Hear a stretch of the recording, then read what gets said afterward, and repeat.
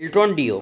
तो बेल्ट्रॉन डीओ के संबंधित एक 29 तारीख को एक बहुत बड़ा अपडेट निकल के सामने आ रहा है, क्योंकि 29 तारीख को कुछ होने वाला है जिसके बारे में आपको आगे जाके पता चलेगा कि क्या होने वाला है और बेल्ट्रॉन डीओ के लिए क्यों महत्वपूर्ण है।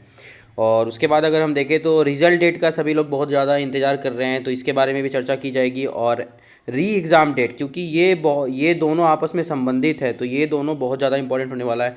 और बिहार सरकार के तरफ से एक बहुत ही अच्छा खबर आया है कि 3 लाख पक्की नौकरी आप लोगों को मिलने वाली है। उसका ऑफिशियल नोटिफिकेशन वगैरह सारा कुछ दिखाया जाएगा। तो ये वीडियो आपके लिए बहुत ज़्यादा इंपॉर्टेंट होने वाली है। अगर आप चैनल पर नए हैं तो चैनल को सब्सक्राइब जरूर कीजिएगा, क्योंकि इन जॉब सिस्टम जो है आपको जॉब सिस्टम की अंदर को बातों को बताता है। तो चलिए वीडियो को शुरू करते हैं। तो देखिए यहाँ आप देख सकते हैं कि साफ साफ लिखा हुआ है कि यहाँ पर अगर आप देखें तो ये जागरण ब्यूरो का जो है वो न्यूज़ है। इसमें अगर देखें तो लिखा हुआ है 3 लाख संविदा कर्मी होंगे स्थायी। तो संविदा कर्मी जो कि परमानेंट नहीं होते हैं, तो आपको अगर पता हो तो बेल्ट्रॉन भी इसी तरह के मतलब कि कर्मचारी होते हैं जो कि परमानेंट नहीं होते। ये संविदा से भी एक स्टेप नीचे, इसको आउटसोर्सिंग कहा जाता है। ठीक है, तो अगर हम देखें तो 3 लाख संविदा कर्मियों को स्थायी किया किया जाएगा। तो अगर हम इसको सही मानते हैं और तो इसके हिसाब से ये हम देख सकते हैं कि बेल्ट्रॉन डीओ में जो काम कर रहे हैं उनको भी स्थायी किया जा सकता है, क्योंकि बेल्ट्रॉन डीओ का अगर हम बात करें तो उसका भी पदों का सृजन करने का बात अब हो रहा है। और अब उसको भी जो है आउटसोर्सिंग के से हटा के पदों का जब सृजन हो जाएगा तो संविदा पे या फिर परमानेंट वैकेंसी उसका लिया जाएगा। तो पहले इस खबर को पूरा देखते हैं, उसके बाद आगे की बातों पर चर्चा करेंगे। तो सबसे पहले अगर हम देखें यहाँ पर तो लिखा हुआ है वेतन आदि मद में खर्च के आकलन को गठित होगी कमेटी।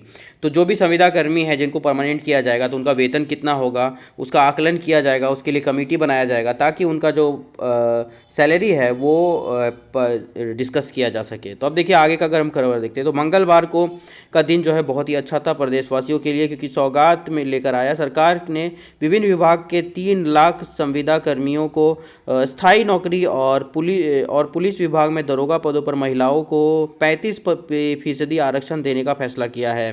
तो यहाँ पर से अगर हम देखें तो यहाँ पर से ये पता चलता है कि 3 लाख जो है वो संविदा कर्मी को परमानेंट किया जाएगा और पुलिस विभाग में महिलाओं के लिए 35% आरक्षण दिया जाएगा। पर ये खबर क्यों लिखा गया है, क्योंकि 35% आरक्षण तो पहले से ही था। अगर हम देखें तो सरकार स्वर्ण जाति के गरीब छात्र छात्राओं को भी प्रोत्साहित राशि और छात्रवृत्ति देगी। चुनावी वर्ष में इसे नीतीश सरकार के लिए मास्टर स्ट्रोक देखा जा रहा है। तो देखिए अब जो है नीतीश सरकार जो है वो स्वर्ण जाति मतलब जो बड़ी जातियाँ होती है, जो अपर कास्ट है, जो जनरल कास्ट है, उसको जो है वो छात्रवृत्ति देने वाली है सरकार। और अगर हम देखें तो मतलब छात्रवृत्ति देखिए प्रोत्साहन राशि दिया जाएगा। और ये सारा जो डिसीजन है मतलब कि जो परमानेंट किया जा रहा है, आरक्षण दिया जा रहा है और प्रोत्साहन राशि छात्रवृत्ति दिया जा रहा है, ये इलेक्शन के टाइम में दिया जा रहा है। तो ये एक मास्टर स्ट्रोक है। अगर हम इसमें आगे बढ़े तो अगर हम देखें यहाँ पर तो यहाँ से अगर हम देखें तो राज्य मंत्रिपरिषद ने संविदा पर काम कर रहे 3 लाख से भी अधिक कर्मचारियों को स्थायी करने की उच्च स्तरीय कमेटी का गठन मंजूरी दे दी गई। हालांकि बैठक के लिए एक फैसले की फिलहाल आधिकारिक जानकारी नहीं दी गई है। मतलब ये जो है अभी ऑफिशियली रूप से नहीं आया, लेकिन इस पर काम चल रहा है, तो ये बहुत जल्दी हो जाएगा, क्योंकि बहुत सारे लोग जो है वो जो है प्रोटेस्ट कर रहे हैं। अभी आपको पता चलेगा कि 29 तारीख को भी कौन सा क्या होने वाला है, जिसके कि बेल्ट्रॉन डीओ को बहुत ज़्यादा फायदा होगा। तो आप लोग वीडियो लास्ट तक जरूर देखिएगा। फिलहाल आधिकारिक जानकारी नहीं दी गई है। सूत्रों ने बताया है कि फैसले की जानकारी संवर्ग मुख्यमंत्री बुधवार को एक संवाददाता सम्मेलन में देंगे। तो मुख्यमंत्री अभी जो है ये इसका मुख्यमंत्री जो है इसका जो है ऑफिशियल नोटिफिकेशन जो है वो खुद देंगे। हो सकता है कि ये कोई बहुत बड़ा जो है वो प्रेस कॉन्फ्रेंस करके उसमें बताया जाए, क्योंकि ये बड़ा न्यूज़ है। 3 लाख लोगों को अगर परमानेंट नौकरी दिया जाएगा तो ये बहुत ज़्यादा बड़ा खबर हो सकता है, बहुत ज़्यादा असर डालेगा ये इलेक्शन पर। मुख्यमंत्री बुधवार को एक संवाददाता सम्मेलन में देंगे। सूत्रों के अनुसार बैठक में विभिन्न विभागों के संविदा कर्मियों को स्थायी करने की यहाँ से अगर हम देखें तो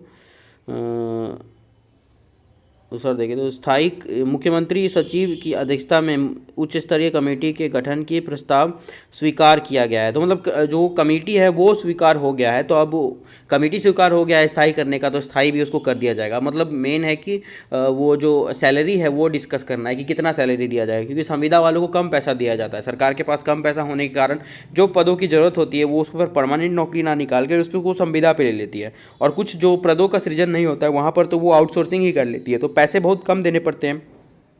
अगर आपको पता हो तो अभी कुछ दिन पहले ही जो है सिविल का जो जेई होता है जिसको संविदा पे लिया जाता था, उसका जो सैलरी है वो 30,000 35,000 के आसपास होता था, और उसको जब परमानेंट उसका जो है संविदा पे ही उसका जो सैलरी बढ़ा के 60,000 कर दिया। तो सोच सकते हैं जब उसको परमानेंट किया जाएगा तो उसका सैलरी कहाँ तक जा सकता है। इसी तरह से जो बेल्ट्रॉन वाले हैं, बेल्ट्रॉन वालों को भी जब परमानेंट किया जाएगा या फिर संविदा पे उसको किया जाएगा और जो भी उनके मांग हैं उनको जब पूरा किया जाएगा तो उनका भी सैलरी में वृद्धि होगा, क्योंकि जिस तरह से महंगाई बढ़ रही है उस हिसाब से बेल्ट्रॉन वालों को अधिकार नहीं मिल रहा है, ऐसा उसको सैलरी नहीं मिल रहा है। तो ये बहुत ही चिंताजनक है और इसके लिए 29 तारीख को अभी कुछ होने वाला है। अभी देखिए तो देखिए बैठक में कुल 14 प्रस्तावों की मंजूरी है। देखो 14 बैठक होंगे, मेन उसमें यही है। अगर हम इसमें और अगर देखें तो यह कमेटी सरकार को अपनी रिपोर्ट के बताई कि संविदा पर नियुक्त कर्मियों, ठीक है। तो और ये दूसरे पेज पर है। मेन बात यही है कि 3 लाख लोगों को स्थायी नौकरी देने वाली है मुख्यमंत्री, मतलब सरकार देने वाली है। दुर्गा में 35% आरक्षण मिलने वाला है महिलाओं को, और इन विभागों में बनेगी कमेटी। तो ये सब ठीक है। मेन बात ये है। अब देखिए 29 तारीख को क्या होने वाला है। अब आपको पता है कि स्थायी नौकरी जो है अब सरकार देने जा रही है बहुत सारे लोगों को, लेकिन बेल्ट्रॉन को जो है वो आउटसोर्सिंग माना जाता है। और एक एसेंस ऑफ डिस्कशन आया था, कुछ सचिव स्तर पर एक बैठक हुई थी, उसमें बताया गया था कि जो बेल्ट्रॉन के अंतर्गत से जो काम करते हैं वो आउटसोर्सिंग है, वो सरकार के कर्मी नहीं है, तो उनको बहुत सारा जो छूट है वो नहीं मिल पाता है, कुछ शर्तें हैं बस वही मिल पाती है। तो उसी के लिए जो है 29 तारीख को आपका जो है वो एक बहुत बड़ा आंदोलन होने जा रहा है। जिसका कि जो क्या कहते हैं उसको, जो ऑर्डर है वो ले लिया गया है, जो परमिशन है वो ले लिया गया है, और मुख्यमंत्री को ही लेटर लिख के ये सारा परमिशन वगैरह लिया गया है। तो 29 तारीख को जो है वो एक आंदोलन होने वाला है, उसका भी लेटर हम आपको दिखा देते हैं। राज्य स्तरीय डाटा एंट्री ऑपरेटर एकता मंच। तो देखिए ये आपको बता रहे थे कि 29 तारीख को क्या होने वाला है। तो ये एक संघ है जो कि डाटा एंट्री ऑपरेटर का पूरे स्टेट लेवल पर जो एक ऑर्गेनाइजेशन है जो अपने अधिकारों की बात करता है। तो ये देखिए इसने 2024 को 12/12 को मतलब 12 दिसंबर 12 तारीख को अगर हम देखें तो इन्होंने मुख्यमंत्री को एक पत्र लिखा था, और बाकी भी इनमें बहुत सारे लोगों को इन्होंने मतलब कि इंक्लूड किया है। अगर हम इसमें देखें तो बहुत सारे वह सचिव है, प्रधान सचिव है, मुख्य सचिव है, और उसके बाद जो है ये भेजा गया है। तो यहाँ पर भी आप देख सकते हैं ये जो मतलब सामान्य प्रशासन विभाग जो है उसके द्वारा जो है इसको जो है मान्यता मिल गया है, मतलब ऑर्डर पास हो गया है। ये ऑर्डर क्या है तो देखिए यहाँ पर जो विषय है ये इंपॉर्टेंट है, ये सारे बेल्ट्रॉन वालों के लिए ज़्यादा इंपॉर्टेंट है। आपको मतलब कि ये जो इन जॉब सिस्टम है तो आपको इस जॉब सिस्टम के अंदर की बातों को पता होना चाहिए। तो बेल्ट्रॉन द्वारा विभिन्न विभागों एवं पदस्थापित कर्मियों के विभिन्न मांगों यथा विभागीय संविदा नियोजन, सेवा वापसी से पूर्व अपील का प्रावधान एवं वेतन पुनर्परीक्षण और राज्य सरकार का ध्यान आकृष्ट करने हेतु दिनांक 29/12/2024 को एक दिवसीय सांकेतिक धरना प्रदर्शन किया जाएगा। तो यहाँ पर अगर हम देखें तो यहाँ पर ये बोल रहे हैं कि ये जो धरना प्रदर्शन है ये किस लिए है। ये है कि जो सैलरी है बेल्ट्रॉन वालों का उसका पुनर्निरीक्षण, और जो मतलब कि सेवा वापसी किया जाता है, जो भी कहीं भी कोई काम कार्यरत रहते हैं तो उनके कामों से अगर जो भी वो कार्यालय में काम कर रहे हैं वहाँ के जो बड़े अधिकारी हैं अगर वो उनके कार्य से संतुष्ट नहीं है तो उनका कार्य जो है समाप्त कर दिया जाता है, या फिर कुछ भी बहुत सारा ऐसा कारण होता है जिसके कारण भी जो है जो बेल्ट्रॉन के जो डीओ हैं, डाटा एंट्री ऑपरेटर, उनके जो काम है उसको समाप्त कर दिया जाता है। ऐसा बहुत सारा नोटिफिकेशन जो है, जो सूचना है वो आते रहता है सामने में, उसका वीडियो मैं लाता रहता हूँ, वो भी आप देखिएगा। तो बहुत सारा ऐसा कारण होता है जिसके कारण कि डीओ का नौकरी जो है वो जाता रहता है।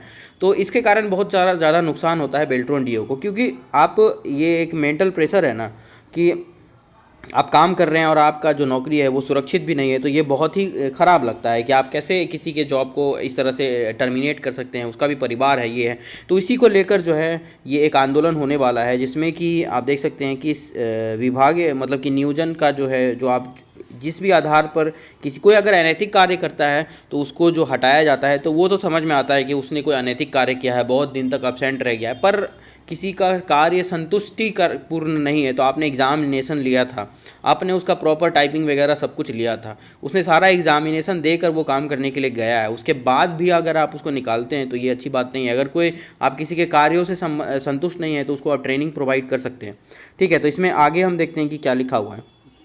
तो देखिए इसमें बहुत सारी बातें हैं। तो देखिए, ये इस लेटर में अगर हम देखें तो सादर निवेदन पूर्वक उपर्युक्त विषय के संबंध में कहना है कि बेल्ट्रॉन द्वारा विभिन्न विभागों में पदस्थापित कर्मियों की सेवा 2 दशकों से भी अधिक समयावधि से प्राप्त की जा रही है, परंतु सामाजिक सुरक्षा के नाम पर उक्त कर्मियों को अब भी हाशिए पर रखा गया है। कि मतलब ऐसा बताया जा रहा है कि 20 साल से भी ज़्यादा बहुत सारे ऐसे डीओ हैं जो 20 साल से भी अधिक से काम कर रहे हैं बहुत सारे कार्यालयों में, पर उनका जो है जो अधिकार है, जो सामाजिक अधिकार होना चाहिए, जो सामाजिक सुरक्षा होना चाहिए कि कोई काम कर रहा है उसका, तो उसको कुछ अधिकार दिए जाने चाहिए, वो अधिकार उनको नहीं मिल रहा है। ना तो सेवा, यहाँ देखिए, ना तो सेवा सुरक्षा जैसी विषय पर राज्य सरकार विचार कर रही है और ना ही हम जैसे कर्मियों के की वृद्धावस्था में विभिन्न में सामाजिक मूल्यों की चिंता है। अब ये जो 20 साल से काम कर रहे हैं, इनका उम्र भी हो गया, अब ये कहीं और काम नहीं कर सकते हैं, ये कोई और कंपटीशन दे के, उनका उम्र भी नहीं रहा होगा, तो ये सारी बातें हैं। और उम्र है भी तो अब बहुत मुश्किल हो जाता है कि आप एक काम कर रहे हैं, उसके काम करते हुए भी आप दूसरे काम का इंतजाम, क्योंकि घर का भी बहुत सारा जिम्मेदारी होता है। आप एक बार काम में लग जाते हैं, फिर घर को भी आपको संभालना होता है। तो ये सारा चीज़ को देखते हुए इन्होंने कहा है कि जो हमें अधिकार मिलता है वो अधिकार मिलना चाहिए, वो नहीं मिल रहा है। अब इसमें देखिए महोदय, जबकि हम जैसे कर्मियों द्वारा दक्षता परीक्षा उत्तीर्ण करने के उपरांत ही हमारी सेवा विभिन्न विभिन्न निगम द्वारा उपलब्ध कराई जाती है। इसके अतिरिक्त निगम परीक्षा हेतु उन्हीं मापदंडों का पालन करती है जो राज्य सरकार द्वारा निर्धारित की गई है। तो ये कह रहे हैं कि इनका जो परीक्षा मतलब कि जो ज्वाइनिंग होता है, इसमें तो सारा एग्जामिनेशन वगैरह लेके होता है और सारा मापदंड का जो ख्याल है वो रखा जाता है, जो ज़्यादातर एग्जामिनेशन जो बाकी जो पोस्ट होता है उसमें किया जाता है, जैसे टाइपिंग वगैरह टेस्ट वगैरह तो ले ही लेते हो, सब कुछ हो ही जाता है। तो ये सारा एग्जामिनेशन लेने के बाद आप नौकरी दे रहे हैं, उसके बाद भी कोई सामाजिक सुरक्षा नहीं है, कोई सिक्योरिटी नहीं है जॉब का, तो ये तो अच्छी बात नहीं है। तो इसके अतिरिक्त नियम उसके बाद देखें की गई है, यथा 100 बिंदु रोस्टर निर्धारण शुल्क एवं पदवार शैक्षिक योग्यता। हम जैसे कर्मी वर्षों से राज्य की प्रगति में निष्ठापूर्ण अपना योगदान देते चले आ रहे हैं, परंतु आज तक सेवा सुरक्षा जैसे मुद्दे पर राज्य सरकार द्वारा कोई उचित पहल नहीं की गई है। महोदय, विदित हो कि उच्च स्तरीय कमेटी द्वारा भी हमें इन लाभों से वंचित कर दिया गया है, जैसे कि जिसके कि हम हकदार हैं। तो अब ये कह रहे हैं कि वर्षों से तो मतलब कि राज्य का जो भी काम है वो सारे ये लोग कर रहे हैं, लेकिन इनका जो मतलब कि अधिकार है वो इनको नहीं मिल रहा है, सेवा सुरक्षा नहीं मिल रहा है कि उन जो नौकरी है उसका सुरक्षा होना चाहिए वो नहीं मिल पा रहा है। आगे अगर हम देखें तो महोदय, ध्यातव्य हो कि आज प्रदेश के सभी कार्यालयों में डिजिटल प्लेटफॉर्म के माध्यम से आम जनों के हितों के लिए कई योजनाओं को चलाया जा रहा है एवं इन कार्यालय में योजनाओं और उनके क्रियान्वयन में हमारी भूमिका महत्वपूर्ण होने के साथ साथ हमारे द्वारा उन कार्यों दायित्वों का निष्ठापूर्ण निर्वाह किया जा रहा है। इसके अतिरिक्त कालांतर में भी डिजिटलाइजेशन को गति मिलने के साथ साथ हमारे दायित्वों और वृद्ध होने पर भी पूर्ण संभावना है। तो अब ये कह रहे हैं कि ये सारा जो भी चीज़ है अब दुनिया में देखिए सारा कुछ डिजिटल हो गया, सब मोबाइल पे आ गया है, कंप्यूटर पे आ गया, सारा कुछ ऑनलाइन होने लगा है। तो जो डाटा एंट्री ऑपरेटर है उनका जो महत्व है वो बहुत बढ़ रहा है और दायित्व तो बढ़ ही रहा है, ऊपर से ये लोग वृद्ध भी होते जा रहे हैं। तो अब आप इसका वर्कलोड बढ़ाते जा रहे हैं पर और इनका उम्र भी बढ़ रहा है, लेकिन आप इसको अधिकार नहीं दे रहे, तो ये तो अच्छी बात नहीं लग रही है कहीं से भी। तो अगर हम देखें, अब देखिए इसमें और जो है मतलब ये इसमें कंक्लूजन देखें तो क्या है, ये जो मांग है यहाँ पर आपको देखना चाहिए था, सेवा सुरक्षा एवं अन्य सामाजिक मूल्यों की ओर राज्य सरकार का ध्यान आकृष्ट करने हेतु बेल्ट्रॉन द्वारा विभिन्न विभागों के पदस्थापित कर्मियों द्वारा दिनांक 29/12/2024 को एक दिवसीय सांकेतिक धरना प्रदर्शन किया जाएगा। तो एक दिवसीय जो है सांकेतिक धरना प्रदर्शन किया जाएगा, जिसमें मांग क्या क्या है अगर हम देखें तो बिना शर्त, बिना परीक्षा, विभागीय संविदा नियोजन। तो ये कह रहे हैं कि परमानेंट तो मत कीजिए, पर बिना एग्जाम, अब आप एक बार एग्जाम ले चुके हैं तो बार बार एग्जाम क्यों लीजिएगा। तो बिना शर्त, कोई शर्त लगाए, बिना कोई परीक्षा लिए आप जो है हमको कम से कम संविदा कर दीजिए कि हमको अपना जॉब का सिक्योरिटी मिल जाए कि हाँ भाई हम जॉब तो कर रहे हैं। सेवा वापसी से पूर्व अपील का प्रावधान जो कार्यालय सहायक हेतु निर्धारित है। तो जो भी सेवा का वापसी होता है तो उसके बाद उसका जो भी अपील वगैरह होता है, कोर्ट वगैरह जाने का जो अधिकार है वो मिलना चाहिए। वर्तमान में महंगाई को दृष्टि में रखते हुए वेतन पुनर्वीक्षण करना। तो महंगाई जिस तरह से बढ़ रहा है, आपको पता है कि एक समोसा जो पहले कितना 1.5-2 रुपये 3 रुपये का मिलता था, अब सीधा 10 रुपया हो गया है। तो 10 रुपये का एक समोसा बहुत बड़ी बात है, ठीक है। तो और भी बहुत सारी चीज़ है जो कि मतलब ये जो दाम बढ़ता है ये तो बाकी चीज़ों के दाम बढ़ने के कारण ही होता है। तो दाम तो सभी चीज़ के बढ़ रहे हैं, पर बेल्ट्रॉन डीओ का जो है वो जो क्या कहते हैं उसको, उसका सैलरी नहीं बढ़ रहा है। तो ये है, तो आप देखिए 29 तारीख अब बहुत इंपॉर्टेंट डेट हो गया है बेल्ट्रॉन के लिए। अब बात करते हैं कि जो लोग एग्ज़ाम दे चुके हैं, मतलब और वो जो रिजल्ट का इंतज़ार कर रहे थे, तो उनका रिजल्ट कब तक आएगा। तो देखिए 29/12/2024 को एक आंदोलन होने वाला है, और 29 तारीख तक तो कोई भी एग्ज़ाम होने के चांसेस नहीं है, क्योंकि आज तो हो गया 21 तारीख हो गया है आज, और 21 तारीख हो जाया है, और अभी ये इस महीने के लास्ट तक हो सकता है कि री एग्ज़ाम हो जाना चाहिए था, पर उसका कोई नोटिफिकेशन नहीं आया। तो अब इस महीने तो री एग्ज़ाम होने वाला नहीं है, और जब तक री एग्ज़ाम नहीं होगा तब तक जो है वो रिज़ल्ट नहीं आएगा। मतलब री एग्ज़ाम होगा तभी रिज़ल्ट आएगा, ठीक है, दोनों में से कुछ भी नहीं हो रहा है। तो ये 29 तारीख को जो है ये आप इसका इस्तेमाल कर सकते हैं, क्योंकि इस दिन बेल्ट्रॉन वाले पूरा एक्टिवेटेड रहेंगे, और हो सकता है कि मुख्यमंत्री भी जो है इस पर ध्यान देंगे कि ये क्या हो रहा है और क्या है। तो इस दिन ट्विटर पे जो है वो आप लोग अपनी मांगों को मतलब शांतिपूर्वक तरीके से आप रख सकते हैं। आप ट्विटर पे जो है नीतीश कुमार जी को और जो भी अधिकारी हैं, नरेंद्र मोदी जी को, और भी बहुत सारे लोग हैं, उनको आप टैग करके कुछ ट्वीट डालिए, क्योंकि इस दिन जो है ये जो पुराने वाले जो कर्मचारी है वो एक्टिव रहेंगे, वो तो ट्विटर पे भी एक्टिव रहेंगे, वो लोग ज़रूर उसका ट्रेंड वगैरह चलाएंगे। तो इस दिन जो है वो ट्विटर का बेल्ट्रॉन का ऐसे ही ट्रेंड में रहेगा। तो इसी दिन जो भी लोग अभी एग्ज़ाम दिए और उनको लगता है कि वो पास कर जाएंगे और उनको नौ जॉब मिल सकता है, तो वो इसमें जो है वो काम मतलब कि अपना सहयोग दे सकते हैं। अगर आप चाहते हैं तो आप 29 तारीख को जा भी सकते हैं, अगर आप इसमें भाग लेना चाहते हैं तो। लेकिन जो है ये उन्हीं के लिए है जो कि ऑलरेडी काम कर रहे हैं, और उनका ये अधिकार है। तो आप भी जब नौकरी कीजिएगा तो ये अधिकार आपको भी चाहिए होगा, तो इसके लिए आप भी थोड़ा अपना आवाज़ बुलंद कर सकते हैं शांतिपूर्वक तरीके से। जो भी कुछ करना है सब शांतिपूर्वक तरीके से होगा। ट्विटर पे मेरे हिसाब से बहुत अच्छा रहेगा, क्योंकि आप लोग हो सकता है कि बिहार के विभिन्न इलाकों से रहेंगे और आप पटना नहीं जा सकते हैं, तो आप लोग ट्विटर पे ही आप एक आंदोलन कर सकते हैं। आप ट्विटर पे ही अपनी जो मांग है कि रिजल्ट दीजिए, रिजल्ट दीजिए, आप ऐसे एक ट्विटर पे बना सकते हैं एक हैशटैग की री एग्ज़ाम डेट या रिजल्ट, फाइनल रिजल्ट, ऐसे करके कुछ भी एक ट्वीट बना के आप डालिए, और उस ट्वीट पे जो है वो ज़रूर उसको देखा जाएगा। क्योंकि आपको पता है कि 7 और 8 का जो एग्ज़ामिनेशन कैंसिल हुआ था, तो इसमें एक ही बात बहुत फ़ायदा था, क्योंकि ऑनलाइन ही बहुत सारे लोगों ने इस बात को उठाया था कि ये अच्छा नहीं है। तो इसमें अगर इस बातों को रखा जाए तो इस बार जो है ये जो आंदोलन होगा, इस समय मीडिया भी जो है इस बात को बहुत उठाएगा कि ये जो एग्ज़ामिनेशन हुआ था उसका रिज़ल्ट अभी तक क्यों नहीं आया है। तो अगर मीडिया, या फिर जैसे कि आपको पता है कि अभी बीपीएससी का भी बहुत मामला गर्म हो गया है, तो इसमें खान सर भी शामिल हो गए थे। तो ऐसे ही कुछ अधिकारी, कोई बड़े लोग अगर इस चीज़ में भी शामिल हो जाए तो बेल्ट्रॉन का भी जो मांग है ये सब पूरा हो जाएगा, रिजल्ट वगैरह क्लियर होकर सबको ज्वाइनिंग मिलेगा, क्योंकि सबको नौकरी चाहिए। और ये एग्ज़ामिनेशन बहुत ही अच्छा है, छोटा सा एग्ज़ाम हुआ, एग्ज़ाम हो चुका है, एग्ज़ाम हो भी गया, सब कुछ हो चुका है। और ये बस 2 एग्ज़ामिनेशन जो 7 और 8 का फंस गया था, उसके कारण जो है पूरा वैकेंसी लेट हो रहा है। तो 7 8 का जो री एग्ज़ाम जल्दी कराया जाए। आप लोग ट्विटर वगैरह जहाँ भी कुछ कर सकते हैं अपनी बातों को सामने रखिए और अपनी मांगों को रखिए। तो आपका जो है ये बहुत ही जल्दी हो सकता है कि जनवरी में अगर ये री एग्ज़ाम हो गया तो जनवरी अगर फर्स्ट वीक में या फिर मिड जनवरी 14-15 के आसपास भी अगर ये एग्ज़ामिनेशन हो जाता है तो लास्ट जनवरी तक हो सकता है कि आपको रिजल्ट देखने मिले। और टाइम तो अब लगेगा ही, क्योंकि ये जिस तरह से फास्ट हो गया था बेल्ट्रॉन, वो स्लो हो गया है। मतलब जिस तरह से बेल्ट्रॉन फास्ट हो गया था, कितना जल्दी ही एग्ज़ाम दे के सारा एग्ज़ाम इन्होंने कंडक्ट करवा लिया था, और इतना मतलब लगभग 1 महीना के आसपास जो है ये एग्ज़ामिनेशन चला था, 1.5 महीना के आसपास ये एग्ज़ामिनेशन चला था। उसके बाद भी ये 2 एग्ज़ामिनेशन के कारण ये बहुत ज़्यादा कैंसिल हो गया। तो ये बहुत ही खेद वाला बात है, बहुत ही दुख वाला बात है। तो जो भी लोग जिनको एग्ज़ाम देना है वो लोग ज़रूर इस बात को उठाएँ, अपना थोड़ा सा सहयोग करें, तो आपको भी फ़ायदा मिलने वाला है। चलिए वीडियो के लिए आज तक यहीं, और चैनल पर जो नया चैनल को सब्सक्राइब जरूर कीजिएगा। धन्यवाद।